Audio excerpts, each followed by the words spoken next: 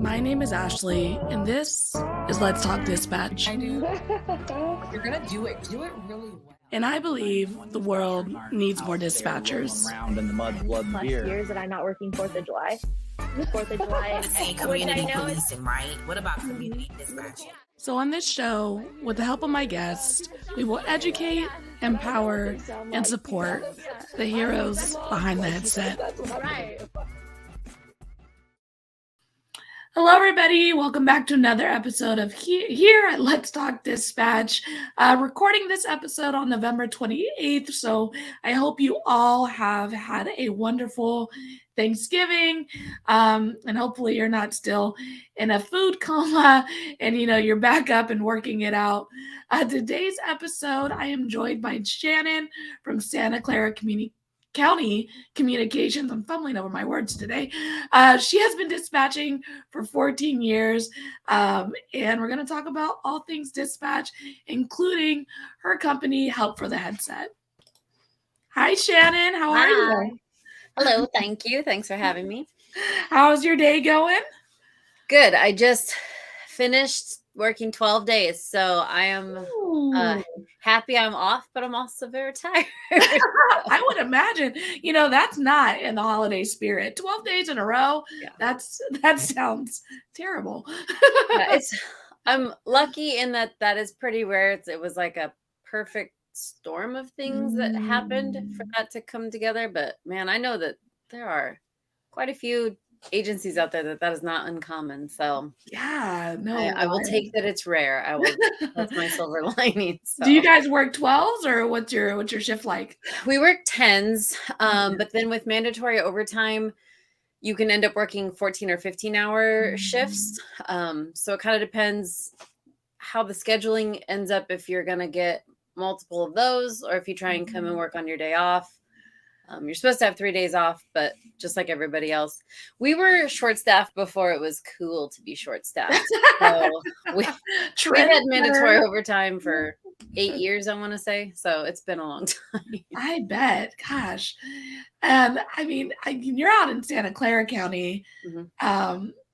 What's your guys' call volume like? Is it a high call volume out there, or? So, yes.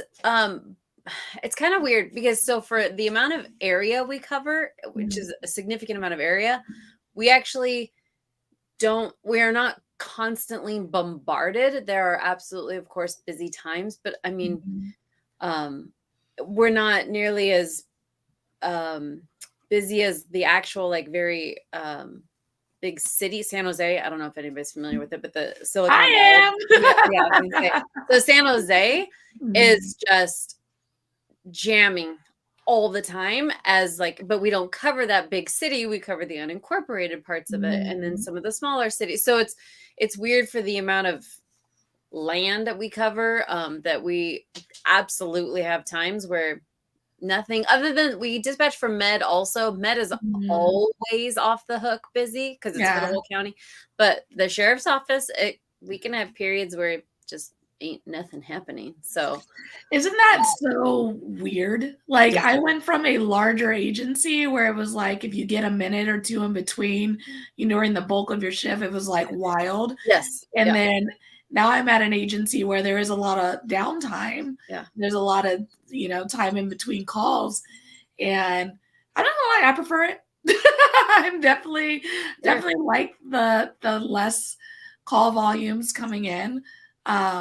But I do like the moments where I get busy because then time flies and, yes, all that stuff happens. And I think, and I'm going to speak broadly here, but I think when you're newer, that's all you're living for is oh my God, it's so busy and crazy and this is great. And then you start to be like, yeah, I'm cool if I can have a moment to breathe in between. This is fine with me. So true. I remember when I told, the folks from my old agency where I was lateraling, they were like, you're going to be bored out of your mind. What are you thinking? You'll be back. And I always felt like, I can do with less trauma in a shift. I'm okay. I'm okay with that. There's a little FOMO that happens, when big things happen at my old agency, of course.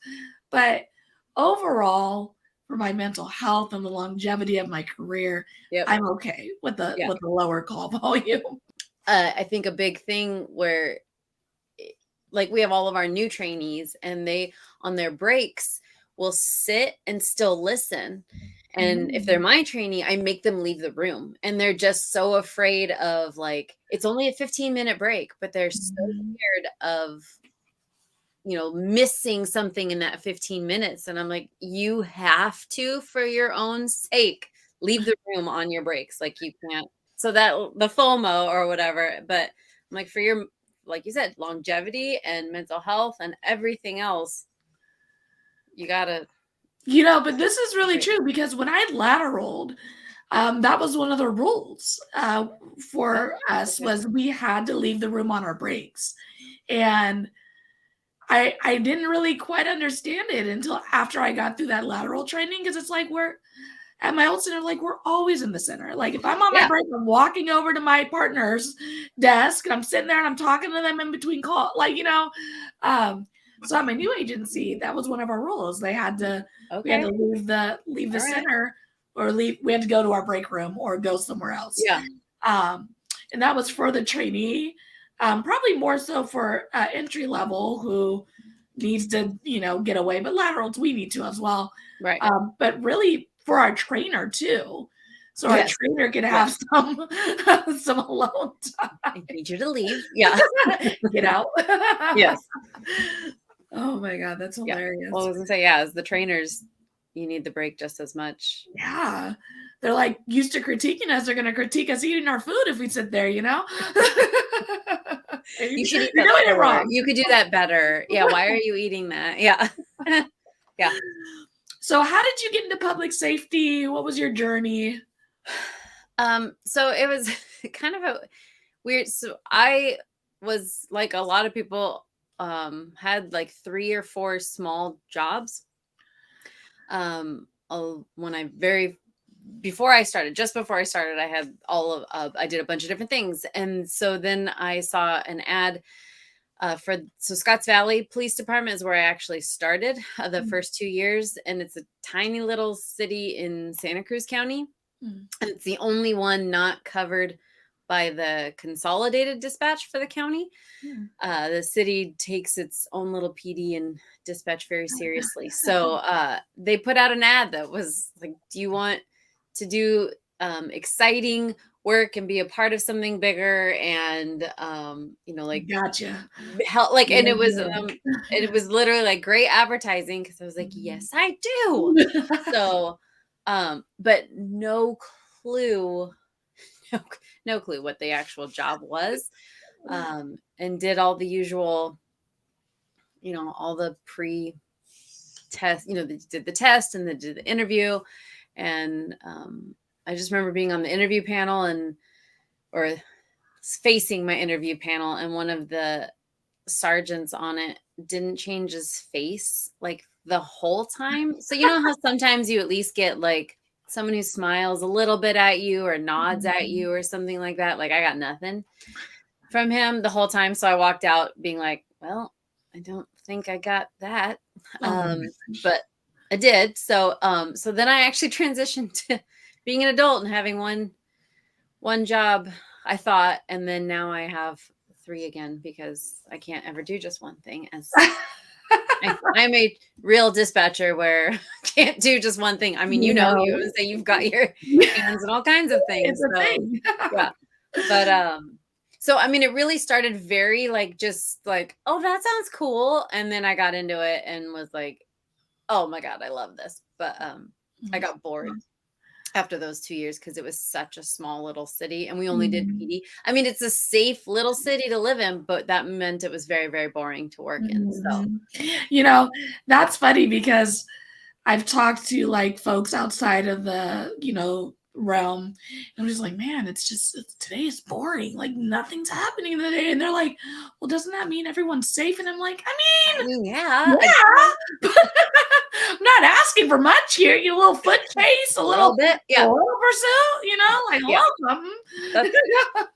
We when it's slow and I'm always training. It feels like, but when it's slow for my trainees, we're like, I mean, just like a light stabbing. I mean, like Yeah. nobody dies. Well, Just like a little something. Like, is that so much to ask? yeah. Little foot pursuit. Yeah. Nobody Yeah. crashed. Nobody gets hurt. But Mhm. let's do something. Yeah, let's up them endorphins. Is that right? Right. Yeah. Dump a little adrenaline. Yeah. Perk us up a little bit. Yeah. No, it was definitely like I needed something more. And so then the Mhm. county was great. So, I mean, because we do fire med and law, and then Mhm. I've created my own jobs. I've started teaching in our academy, and I mean, like, so, like, just started peer support Oh, this great. I mean, so it's literally like you have this big county and you can kind of just make your own way. So, Yeah, that's the awesome thing about very large agencies is they have so many avenues that you can different. stick Yeah. your hand into. Whatever's making your heart sing at that time, you can get involved in it. Yeah. For sure. Yeah. So you got your hands in a bunch of things. And let's talk about help for the headset and Okay. that passion project and Yes. what you got going on with that. Okay. So because I'm doing all kinds of things. So little background to it. So I went to the California Klutz Users Group Conference, which is all of the returns. I think most other agencies call them the NCIC Yeah. stuff. So there's like a whole conference for people who do that. So it's for dispatchers and records and like all that stuff. I love it. I am the California version's like nerd. I love that conference. They gave me my teaching start. They're great. So, but I went to it, took a class on trauma, and he briefly mentioned, like, he just like skated over in one of the breakout sessions, cumulative PTSD. And my head was basically like, hold on 1 second. Let's go back to that, please. And so, because it just like clicked, like, oh my God, that's what we're all dealing with. Like, is this idea of the cumulative part of it, even though you may not have taken one horrible call that, somebody would think was so traumatic. So I went back, did a whole bunch of research on it, created my own class on it, which I've been teaching in our academy. And then I teach at a basic dispatch academy in my area. And so I had taught it there, but I thought all of a sudden I realized there's all these other conferences out there. And I didn't realize that. So like APCO and CalNina and Nina and like just all these Navigator, like all of these different things. So I started applying to teach the cumulative PTSD at the conferences, and I got to go to several of them this past year and teach the cumulative PTSD.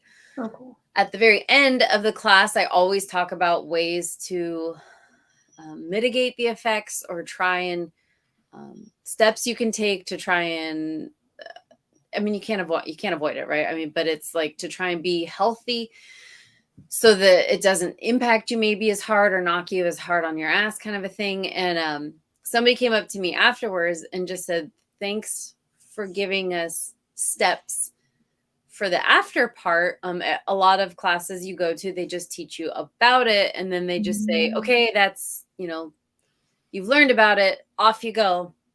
So literally in that moment, when she said that, I was like, oh, people want like steps on what to do and how to make things bet, like what they can actually do, realistic things they can do. And that's where literally I was like, I need to start something where somebody actually tells them exactly what to do instead of just be better. So because I mean, so wellness is a very big push, especially in California. I know it's getting there in other states, but it's shocking how many people don't even know about cumulative PTSD and the idea of stress injury and everything like that. But so then from that, you go to all these wellness classes and they give you either very vague instructions like, hey, your job's killing you, go be better and go be healthier, but no steps.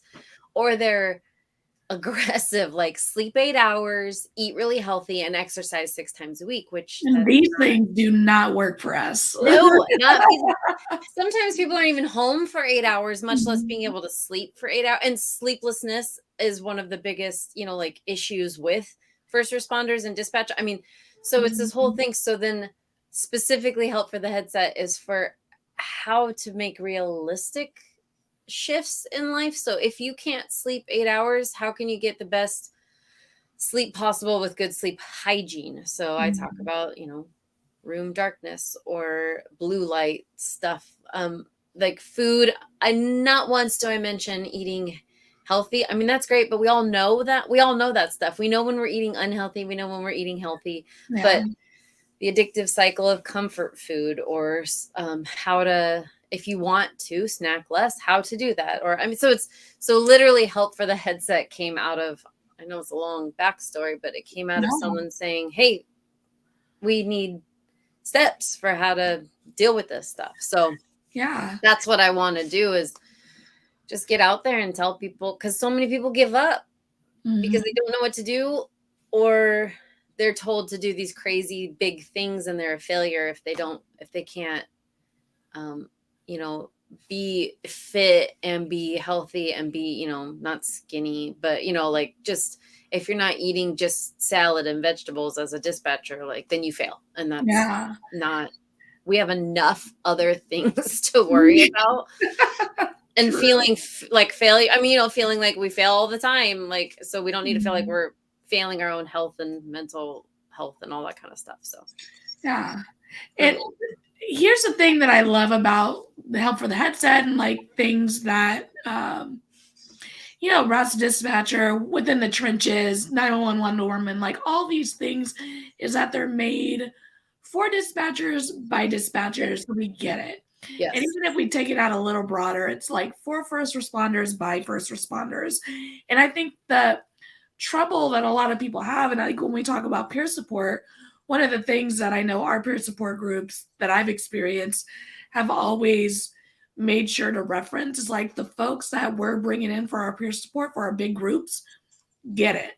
Like there's first responder wellness, Cassie, they create environments where it's dispatchers who get it, or not dispatchers, first responders who get it, and they're going through this thing together, because it's hard to go to your regular doctor or even a regular therapist and say XYZ, and they're just like, well, get more sleep, get a new job. And it's just like, well, hold on, like someone has to do it. So and if it's my heart, then I'm not. Yeah, I enjoy doing it. And what I'm looking for are these tools to help me do this well and do this longer. And folks like you are going out there and creating these companies and businesses to help us in this field, improve in areas. And I just think it's wonderful.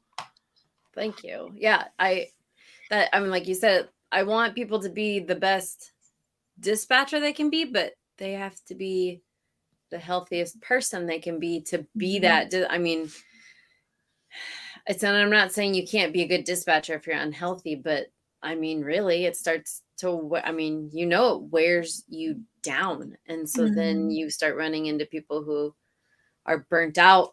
They just don't care. I mean, because they barely have the energy to get there, much less have the energy to put what they need to put into it. So it's, and then you start, again, that's that stacking effect where you feel that way for a week, then you feel that way for a month, and all of a sudden we're in 6 months, years. I mean, we all at least know one of those dispatchers that you're like, you're doing more damage than you are helping. Like it's scary and sad, and it sucks for the people that they talk to, basically. Like, no, it's totally true. And I think that it's really exciting and rewarding, and I think it's a really interesting time to be a dispatcher, because I feel like we're getting a lot more pushed to the forefront, a lot more praise. Each state is in their battle to make us first responders, here in California, we did win that battle. Yes. But, you know, there are other states who are still trying to be recognized in the, I don't know what the correct language probably is, but in the public realm on paper, you know, as a first responder. So I think we're seeing more and more avenues for dispatchers to connect and dispatchers to create these companies to help each other. Yeah. Because we need to help each other, right? Yeah. Well, that's, I mean, even like the Facebook pages have been a big thing where, but then you still see the same, because some are wonderful, but you still see a lot of the same, I don't know, toxic, like the attacking thing. And so you're just like, well, that didn't help that part. You know what I mean? And then now there's podcasts out, which is awesome. Like, and it reaches a whole different like level of people, but it's also people that they have to want to like take the step to listen and participate. So it's like you have this big general group and you're still trying to like speak to as many as possible.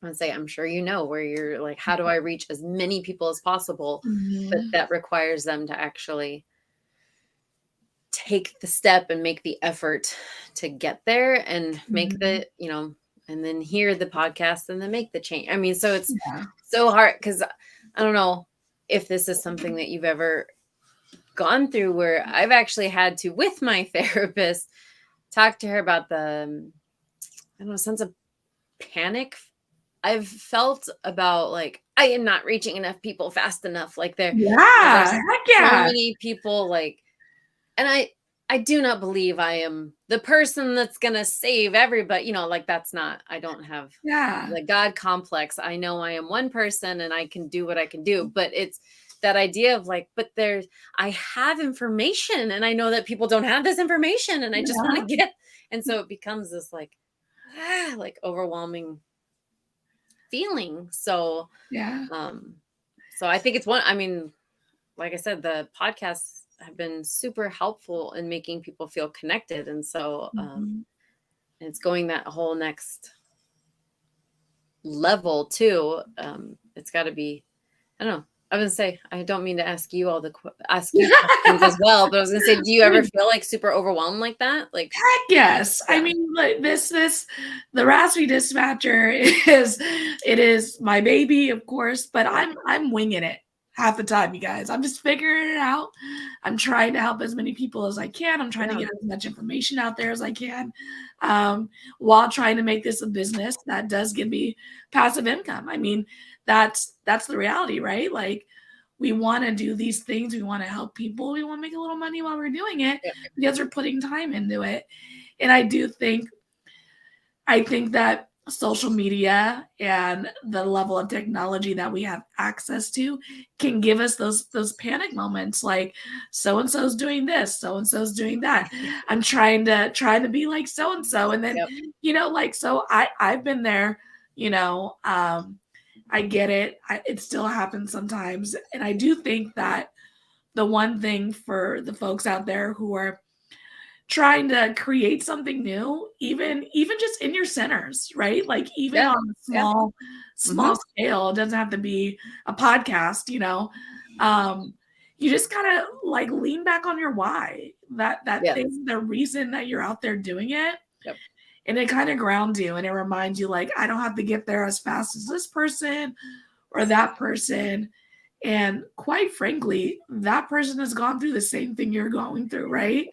You know, I mean, I'm a big fan of J. Cole. He's a rapper, and he had put out a tweet from like back in the day on his social media when he had like 500 followers, you know, and now he's this huge artist and, you know, so everyone has to go through that, you know, that stage, and those steps. And it's okay to feel a little panicky. Everybody. You feel behind even though you just got started. You're like, wait, No, I think the why thing is huge. Like, it's perfect that you said that because people get so bogged down in the day-to-day, like in the what they're doing, and even sometimes the how or whatever, but they completely forget the why. And we, even at our at my, when we were trying to get, I was like a wellness committee of one, basically, for 2 years. We're finally now just getting peer support started, but where I was trying to help people, but it just in the agency, and we had a why tree.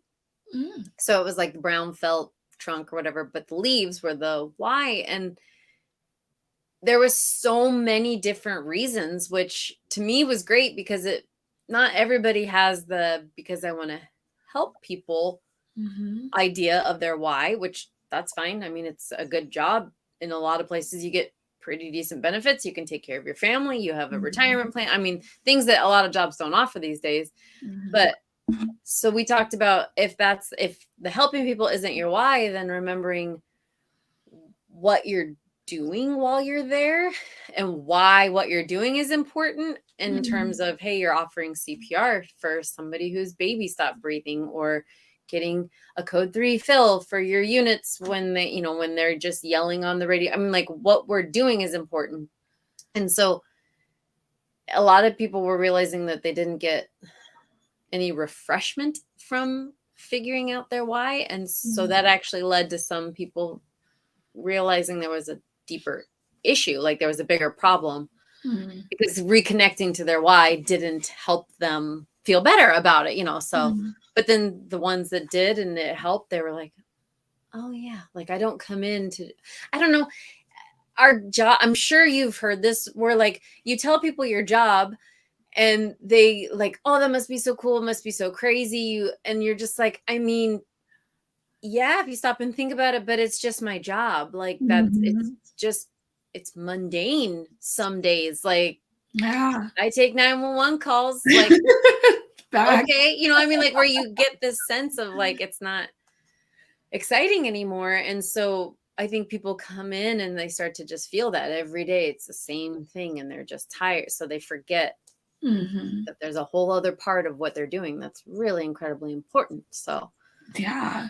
And that why part is what reminds them of how important it all is. So. Yeah. And I mean, you took it even a step further with the why that I actually never really even considered, is that if your why isn't, I want to help people, I want to save lives, that, just doing the job, and the why you're there and why it's so important that you're there, helping the officers, helping the medics, helping, the citizen, all those things. And I think that's just a different way to look at that question for folks who are trying to figure out what their why is right now. Maybe they're going through burnout. Maybe they're just getting started. I think it's a very valid thing, is that your why can be so many different things. It doesn't have to be cliche, air quotes. Yes.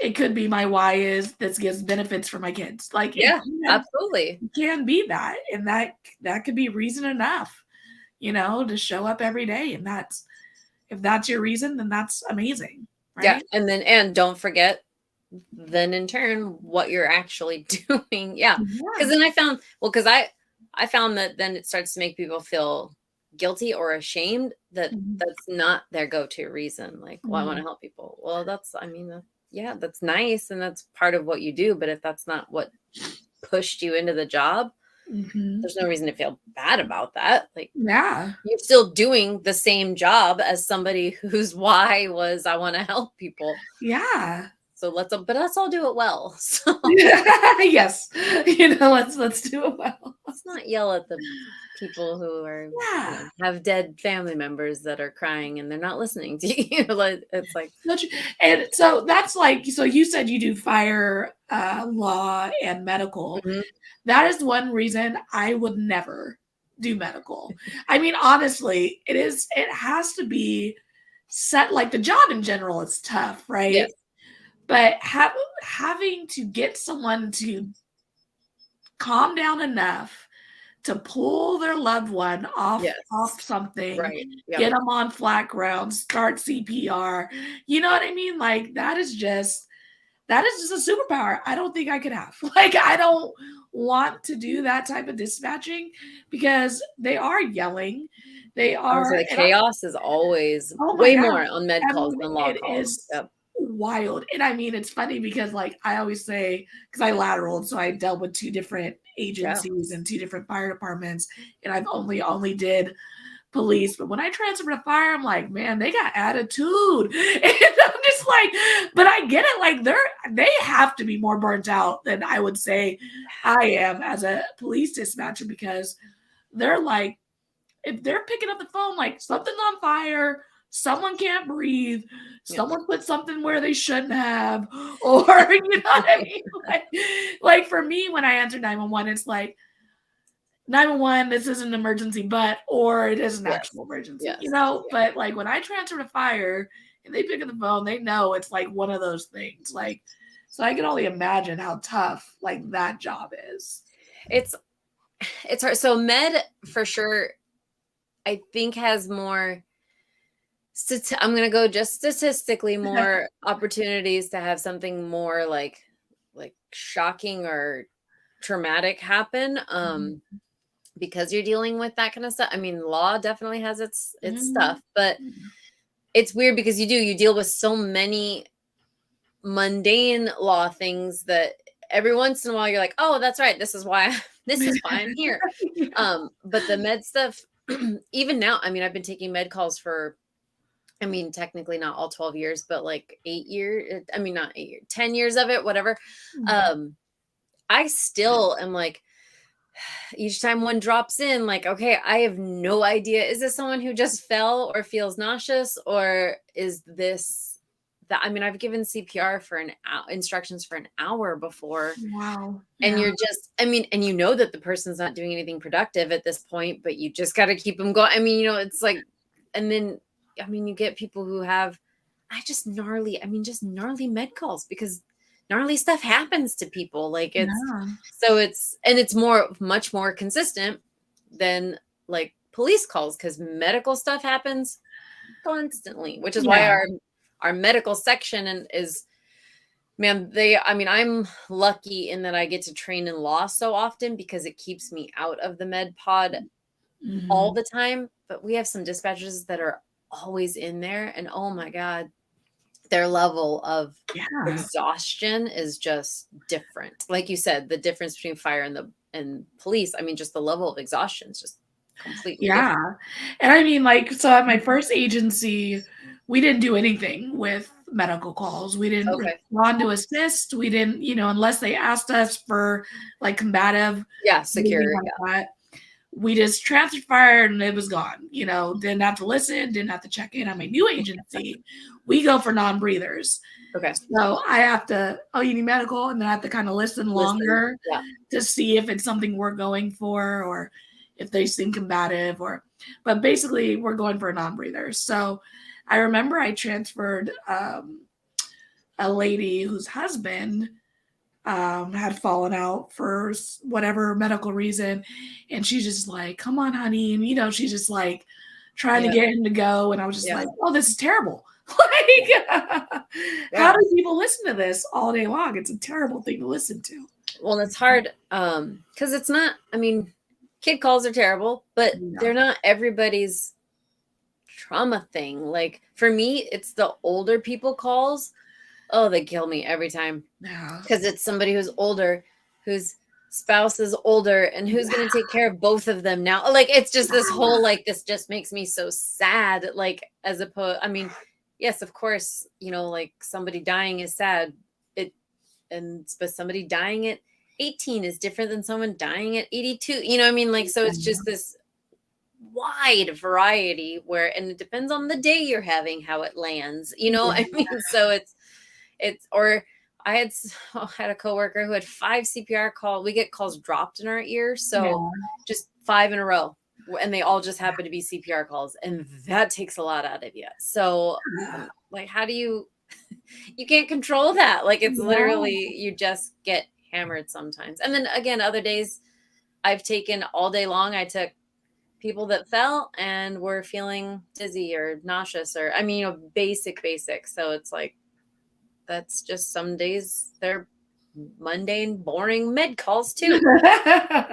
It's True. just, and that's, I think when somebody was recruiting at one of our basic dispatch academies, it was, you're not paid for the 80% of the time, you're paid for the 20. So Yeah. that you're sitting there doing all this routine stuff. It's not an emergency, but that kind of thing. Yeah. And then that's law, fire, or med, that 20% when it goes down and you're just like, gotta be on it. You can't be like, wait, what? You gotta be on it. And so I think that's where, true. but But it's the back and forth that kills people. So. But does your fire department go out for a cat stuck in a tree? That is the real question. So no, officially they do not. So, but sometimes you can call their station and just say, hey, we have this. They've gotten dogs out from under a house. I mean, like, and they've gotten, you know, the ducks out of the sewer grate and stuff like that. So it's good photo op. I promise you the no, but I remember one of my first calls, like I was in training and someone called asking about a cat in a tree, and I looked at my trainer and I was like, is this real life? Yeah. People actually call for, like, I thought this was like in the movies, in the movies, you know? And they were just like, transfer to fire. And I was like, they're gonna go out. She was like, it's not our call. If they do or if they don't, it's not our call. So just wild. I think that's what gets me. I was gonna say that's what gets me is it's the constant, like, really? Like, yeah, really?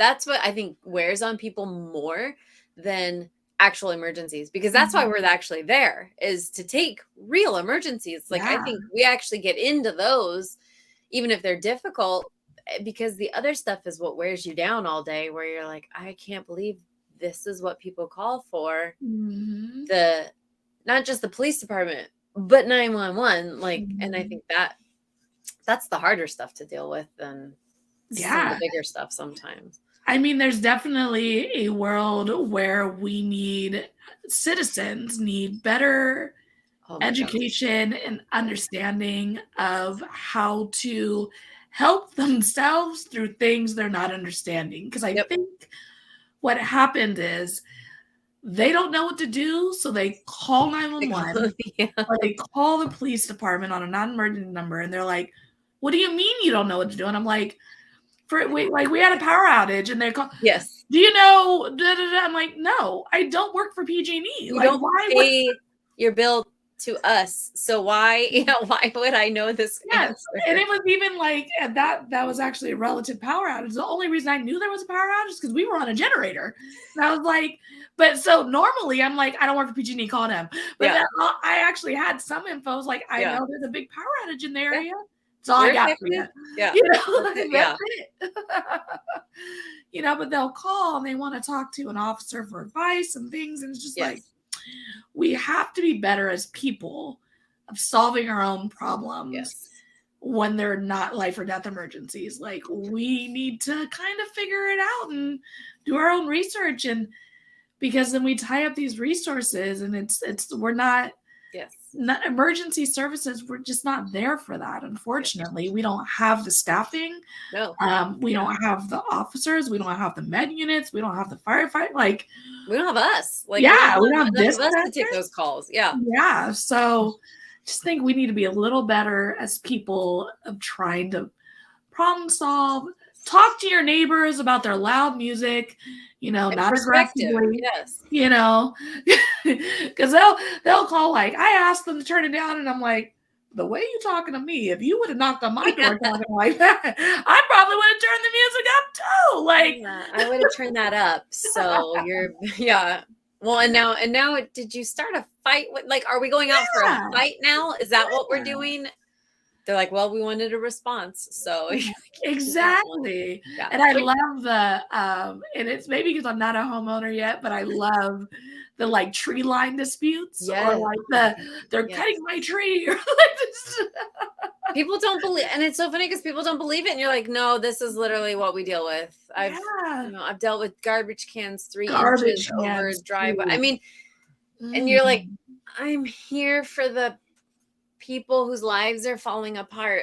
But then I think that's the thing too, is teaching people perspective. Like, this is not an emergency. You are acting like it is. And I don't understand why, because we have an actual emergency. Like when we're tied up on a priority event and they call, like, furious that we haven't gone to the party call or the barking dog call or the whatever. And you're just like, I respect it. And you even explain it. We're on a higher priority call. Well, you're like, no, there's no follow-up to that. You just say, okay. And you hang up the phone. Like, I love when I can say, we're actually working a shooting in the area. Yes.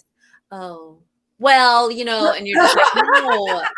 And sometimes they don't even care. No. Like, break someone off and send them. And it's just like, we ain't got no one to break my. Yeah. Trust me, I don't want They this don't fall care. apart as much as you don't want it sitting there too. Yes. Like, yeah. But yes, for those folks who are out in the world listening to this, understand that when you're having an issue, someone else is probably having a bigger one. Yep. And we have to dispatch based on priority and not on the order in which you called in. Or who's the angriest. That's not the priority, actually. So, gosh, I remember one night I had like someone calling for like a house party, and they called a couple times, and we were busy. And we finally cleared up, right? And I was like, all right, let's send it to these folks who are real upset about the delay. And then right when I was about to dispatch, we had 2 other priority event comes out. And I'm like, we're not getting there tonight.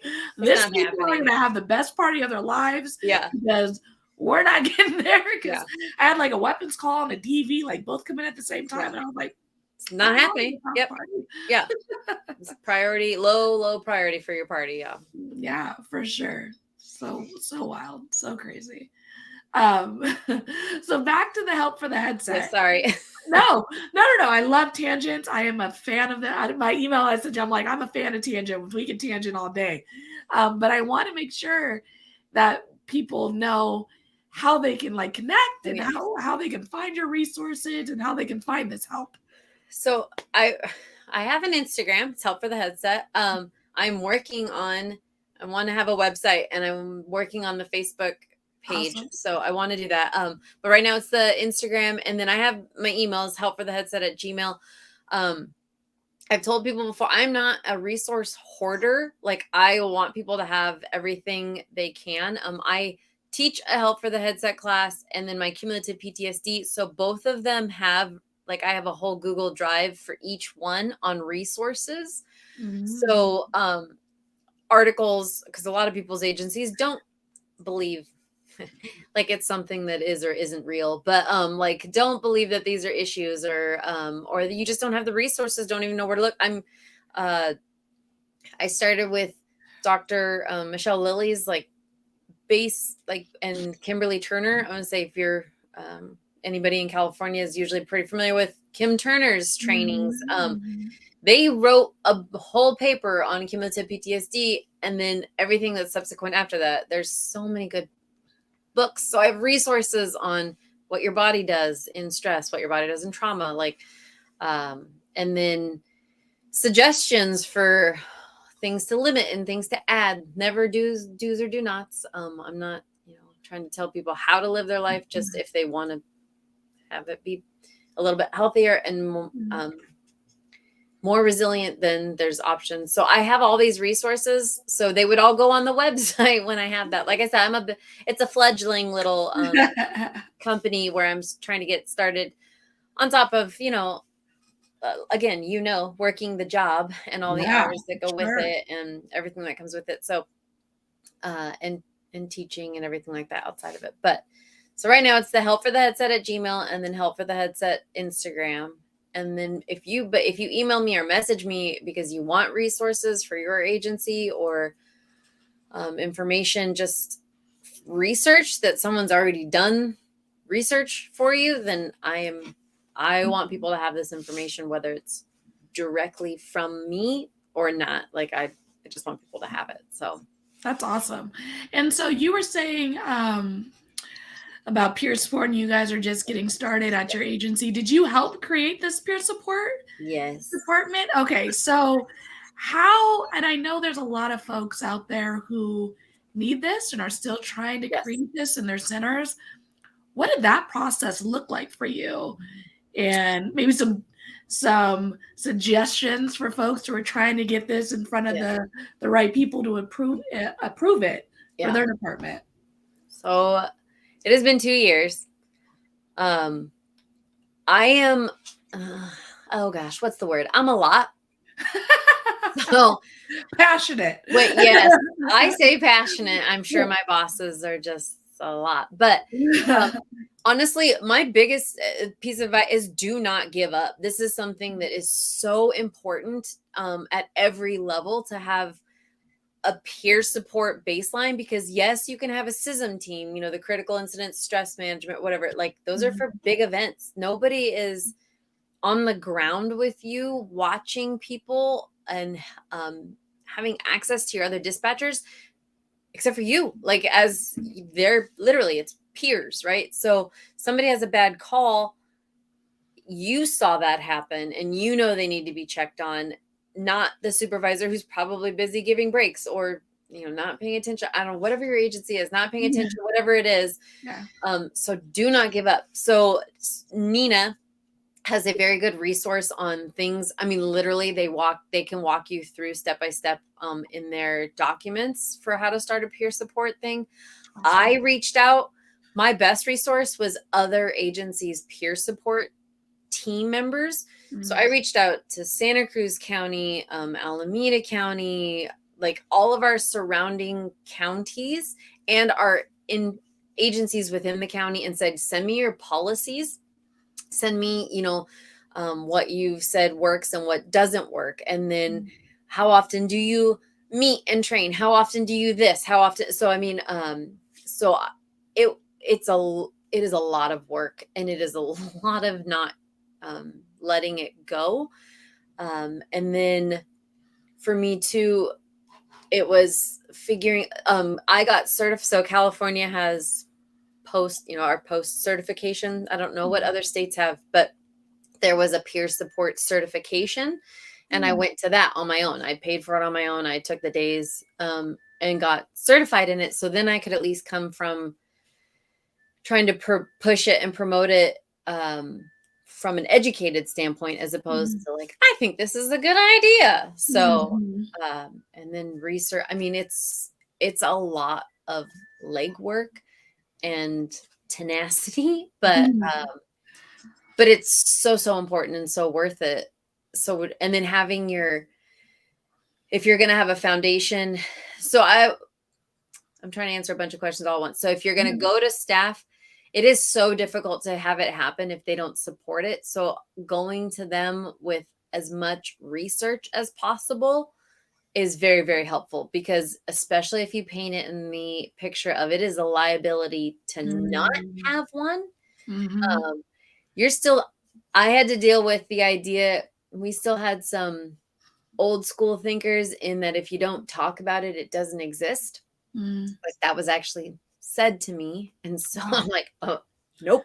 That's not gonna happen. Yeah. So and so if you don't have people who support it, it's going to be very difficult. But if you keep approaching it and then again working at it from an angle, like they thought there was more liability in having it because now things are going to get stirred up, and it's like there's more liability in not having it, because this day and age, you cannot say you're not aware of trauma and stress injuries in the job. You can't. So then to say that you know about it and do nothing about it, like that. So, but I, you know, and it's not every agency it's that much work either. I had somebody who left a wellness class, like we talked about cumulative PTSD. He left and went to his agency and said, we need a peer support group because look at all these things that happened to us. And they're like, yeah, let's do it. So, I mean, it's some agencies they're ready and they're ripe, and they just need somebody to start it and go with it, because they don't even know what they need. So I'm not saying every agency will not be as difficult, and some things take time. A county takes longer to get things approved than it does in a small city agency, where the chief can decide, you know what I mean? Like, it's that person that decides, and not county council and HR. And I mean, like, it's this whole big thing with the county. So But I mean, this definitely speaks to like, folks who are in their dispatch centers and um, have ideas and have, like you can bring these ideas into your centers and Yeah. start them. I mean, even smaller things, you can do a dispatch peer support type of thing where or even just, I don't know, we had at my first agency, someone would do anniversaries. So you get a Hershey's chocolate bar every year on your date, on your hire date, and you just say how many years you're at the agency. Yeah. I mean, little things like that really do go a long way in building morale, building, people like pats on the back. They might not like to admit it. Yeah. Yeah. And that just might make someone's day. I mean, so if you have this idea that you're thinking about bringing to your center, like, don't be afraid to say it. If you want to be involved in something, don't be afraid to jump in it, right? Like these social media teams, we're getting to a world in policing where we're starting to accept the fact that we need to be on social media and we need to be connecting with our communities in that way, transparently, putting out our news about, big incidents on social media. And I think dispatchers need to be involved in these social media teams. Yes. We are there 24/7. We have more downtime than officers, and we have the ability to positively impact our department in those avenues. And I just think that, if that's something that you're interested in being involved in, ask. They can't say no if you don't ask. No, absolutely. Yeah, you'll never get to do it. And even like you talked about the PSAs for the public, let's talk about when you use 911. Like, as long as you're not writing it, like, look, everybody, stop it as much as we want to. But I mean, it's a great avenue for that. So, informational. Like, here's our non-emergency number. Here are things you can report online, and you can make reels out of it. Yes. To the departments out there who are still posting static images, stop. No one's reading the caption. Like we can put those things, these big news things, put them in reels. I mean, just get someone to stand in front of the camera, read your caption, put the caption there. It's all the info's already there. But this is how we're connecting with the community. They want to see you out there policing, medical, they want to see it. And they want to know what's going on in their city. And it's so nice, I think, if they have an idea of that, I can go to their Instagram page and see what online reports I can file, what's going on in my city. It just really creates that community, right?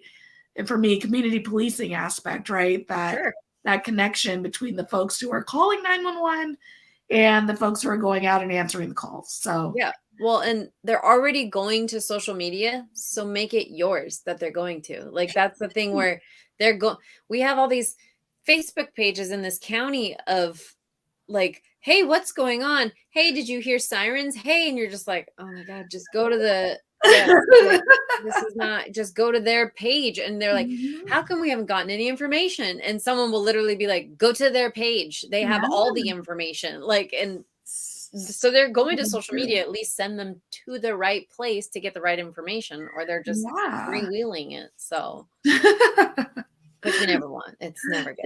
We really don't. We really want more information out there to help the citizens when they are in a crisis that we may not deem an emergency, and the resources that they have available to respond, right? So the more involved we can get, to anyone who's on the social media team, I think you should recruit at least 2 dispatchers. Absolutely. That is my opinion. If you don't have a dispatcher on your social media team, you're missing a big portion of things you can be putting out to your communities.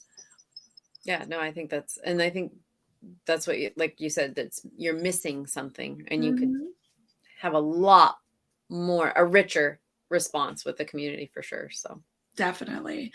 So what advice would you give someone considering a career in dispatch?